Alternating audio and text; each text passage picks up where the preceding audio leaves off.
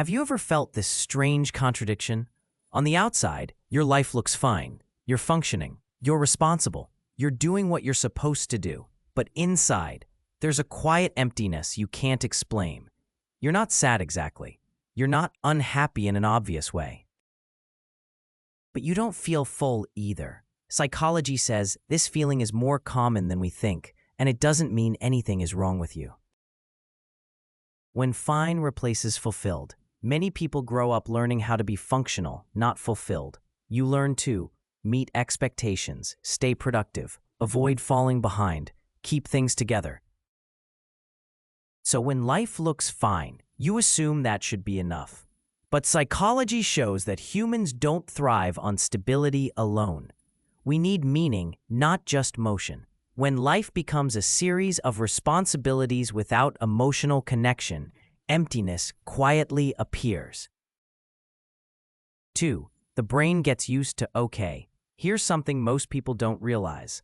The brain adapts quickly to stability. Once survival needs are met and routines settle, the nervous system goes neutral. This is called hedonic adaptation. It doesn't mean your life lacks value. It means your brain stopped registering it as emotionally stimulating. So instead of joy or distress, you feel flat. Not because life is bad, but because it no longer feels personally engaging. 3. Doing the right things versus feeling the right things. Another reason emptiness shows up is misalignment. You might be doing things that look right, the right habits, the right routines, the right responsibilities. But psychology shows that emotional fulfillment comes from alignment, not approval. If your daily life is built around what's expected, not what feels meaningful, your emotions slowly disconnect. You're present physically, but absent emotionally. 4. Emotional suppression masquerading as strength.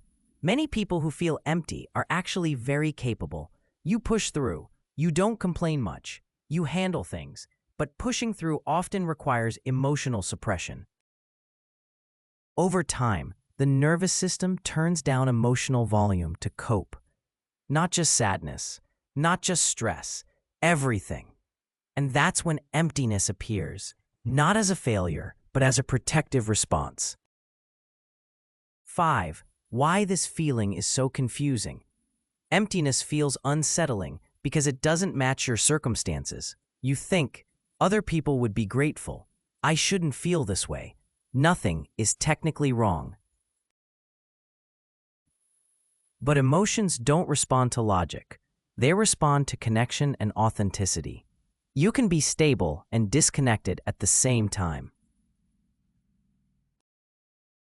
How to gently reconnect. This isn't about drastic change. It starts small.